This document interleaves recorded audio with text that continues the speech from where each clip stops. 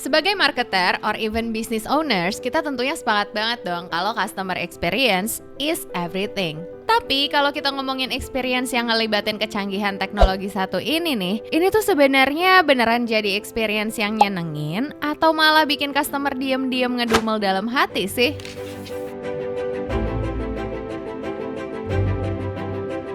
Yap, jadi gini guys, beberapa waktu lalu bahasan soal menu berbasis QR Code ini tuh sempat lumayan rame gitu di threads. Marketing sendiri sempat ngelempar diskusi di post ini, terus ada juga pengguna lain yang kebetulan memantik diskusi serupa. Ya, terlepas bahasan ini mulai rame dari siapa dan dari mana, jujur gue sih ngerasa tertarik banget ya pas ngeliatin pendapat-pendapat warga threads yang lumayan beragam nih soal ini. Soalnya walau ada sejumlah pihak yang kayaknya pro-pro aja gitu ya sama kehadiran opsi scan QR Code ini di resto-resto, ternyata sejauh pengamatan gue nih ya, banyak juga loh replies yang justru kontra. Nah kan, kepo gak kalian semua?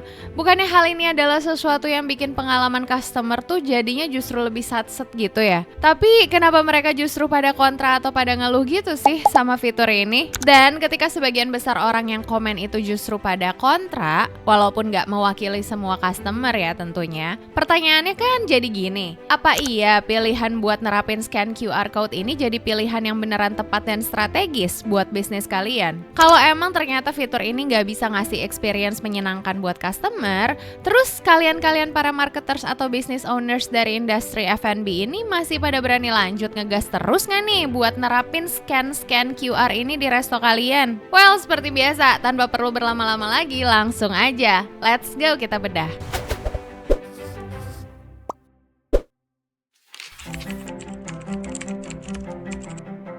Kalau kita ingat-ingat lagi, kehadiran QR menu ini atau scan QR ini itu kan sebenarnya mulai muncul sebagai respons terhadap kondisi pandemi gitu ya di 2020. Ya kita tahu sendiri lah, waktu itu kita benar-benar mesti ngurangin interaksi dan kontak fisik, termasuk ngurangin kontak ke barang-barang yang sering pindah tangan, kayak buku menu. Tapi alih-alih cuma jadi tren sesaat, adaptasi penerapan menu berbasis QR pun justru makin berkembang. Bahkan ada satu laporan yang nyebutin kalau sekitar 75% restoran di seluruh dunia udah nerapin QR-based menu ini. Well, apakah kalian termasuk di dalam 75% ini? Coba komen ya. Anyway, sebenarnya sih kalau kita ngelihat pakai sudut pandang business owners, pilihan buat nerapin QR-based menu ini pastinya emang efisien dan nguntungin banget. Kita jadi nggak perlu sering-sering cetak menu fisik dan of course itu bikin kita jadi bisa ngehemat cost. Apalagi kalau cabangnya banyak dan sering update detail menu. Belum lagi kalau ngomongin soal efisiensi operasional. Staff alias waiter alias servers pun pastinya jadi bisa lebih fokus gitu kan buat nganterin pesanan customer instead of harus keliling dulu tuh buat nganterin menu dari meja yang satu ke meja yang lainnya. So, intinya sih ya, ini tuh emang benar-benar efisien kalau dilihat dari sisi bisnisnya. Tapi gimana kalau kita ngelihat ini dari sisi customernya? Yes, when we talk about business or ROI, kita tentu nggak bisa cuma fokus sama hitung-hitungan cost saving numbers-nya doang. Iya sih, ada benernya kalau efisiensi tuh bisa aja naikin ROI. Tapi when it comes to this scan QR feature, kan ada juga yang namanya faktor implementasi, yang tentunya ini berkaitan juga sama journey dan experience-nya si customer. Bagus kalau implementasinya bener. Lah, kalau implementasinya kurang tepat, termasuk infrastrukturnya yang juga masih banyak kurangnya, dan bukannya itu malah bakal ningkatin churn rate. Dan ini bukan dugaan omon-omon doang ya guys ya. Faktanya, as I said earlier, sejauh penelusuran gue di komen-komen threads dan juga di sejumlah artikel, ada semacam sinyal-sinyal yang nunjukin kalau implementasi scan QR ini tuh nggak sepenuhnya atau belum sepenuhnya bisa diterima sama market. Alasannya, first, kehadiran ini tuh banyak dilihat dan dianggap sebagai beban yang secara nggak langsung udah dialihin tuh dari pihak bisnis ke pundaknya customer. Maksudnya gini, dulu itu kan semua kebutuhan customer dilayani langsung gitu kan ya sama pihak bisnisnya. Nah sekarang kesannya tuh ya seolah-olah semua-muanya jadi harus dilakuin sendiri gitu sama mereka.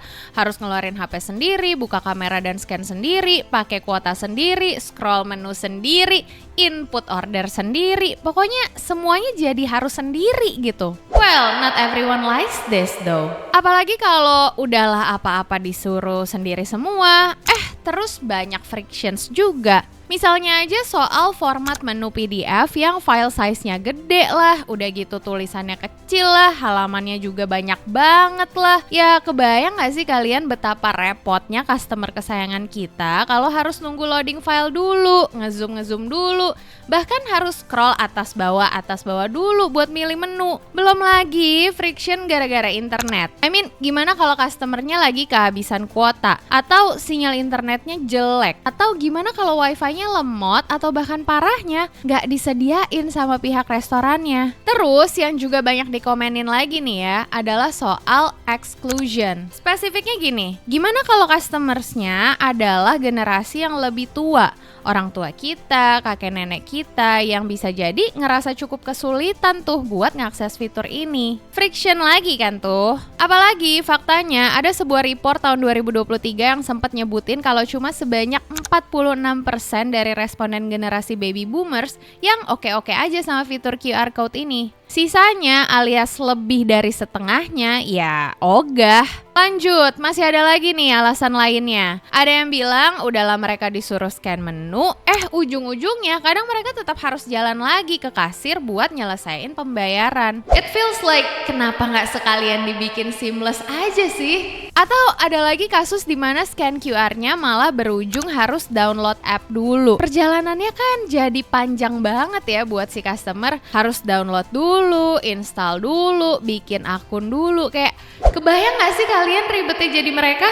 Masih mending kalau kita tetap nyediain opsi menu basic dan order manual juga buat jadi alternatif di kondisi-kondisi yang nyusahin kayak tadi. Tapi gimana kalau bahkan opsi menu fisiknya pun udah gak kita sediain? Apa gak makin marah-marah tuh mereka yang lagi kelaparan itu? Niatnya mau langsung satset, datang, duduk, mesen, makan, mereka malah jadi harus ngabisin waktu lebih panjang cuma buat order dan bayar. Beruntung kalau mereka masih mau lanjut makan walau ngedumel. Lah, kalau merekanya langsung cabut gimana? Dan yang masih lanjut makan aja nih ya, belum tentu loh besok-besoknya mereka bakal mau repeat visit. Atau lebih parahnya lagi, gimana kalau pas abis selesai makan di resto kita, mereka justru ninggalin review bintang 1 di Google Review. Nah loh, pusing gak tuh?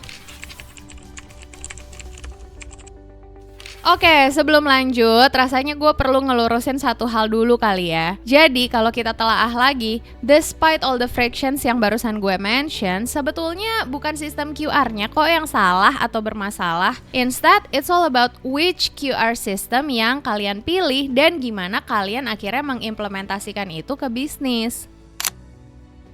Yap, ngomongin tipe-tipe QR system ini, at least gue mencoba mensimplifikasinya menjadi 3 tipe umum. First, sistem scan QR yang emang spesifik buat ngakses menu doang, tapi pesen dan bayarnya tetap ke staff. Dan second, sistem scan QR yang nge-cover tahapan menu dan order. And last, ada sistem scan QR yang full funnel, mulai dari menu, order, sampai ke pembayaran. Nah, di samping mengconsider berbagai sistem QR ini, kalian juga perlu consider hal lain, yakni bisnis kalian mau fully shifting to digital or QR-based system, atau kalian tetap mau hybrid.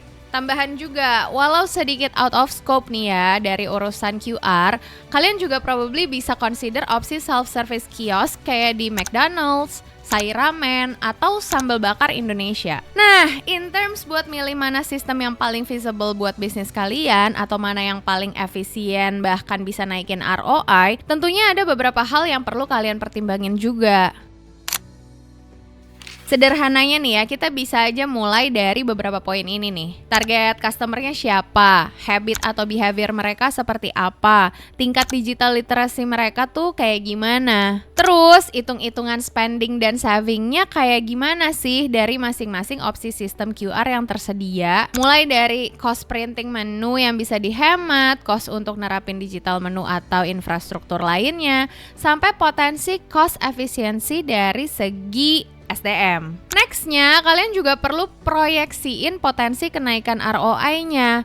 Kalian perlu cek current monthly revenue, gross margin, selisih cost dari pilihan sistem yang berbeda, dan expected revenue increment rate. Intinya, asli sih, even dalam memilih sistem QR mana yang mau kalian pilih aja, pertimbangannya emang gak bisa cuma pakai intuisi doang. Nah, once kalian udah calculate everything dan nimbang cost benefit serta feasibility dari masing-masing opsi, baru deh kalian pikirin soal implementasi dari sistem QR yang akhirnya udah kalian pilih. Baseline-nya sih ya nggak bisa enggak, you need to ensure there's no friction in the user experience, load time-nya harus cepat, menu fisiknya tetap harus disediain minimal 1 atau 2, desainnya harus mobile first, informasi di dalam menunya pun harus clear, pokoknya everything yang bisa menyebabkan friction ya harus kalian antisipasi dan mitigasi. Dan baiknya lagi sih ya, kalian tuh juga perlu tes sendiri dulu juga tuh, atau coba adain tes skala kecil dulu bareng sejumlah konsumen sebelum di launch. Atau kalau ini udah existing, kalian juga bisa actively minta feedback atau review. Well, at the end of the day, gue emang gak bisa ngasih satu solusi pasti lewat konten ini karena ya there's no one size fits all solution anyway. Cuma intinya again and again and again, it's all about choosing the right system and approach, implementing them well by ensuring there's no friction, and making sure everything you do maintains a positive customer experience while still delivering strong or even greater business impact and results. BTW, kalian sendiri sebenarnya udah implement QR system ini atau belum sih? Kalau udah, sistem yang kalian pilih itu yang kayak gimana? Dan customer feedback serta resultnya sendiri so far gimana? Coba share di kolom komen ya. Dan sekian dulu penjelasan dari gue. Thank you for watching. Don't forget to subscribe and see you in the next video. Bye.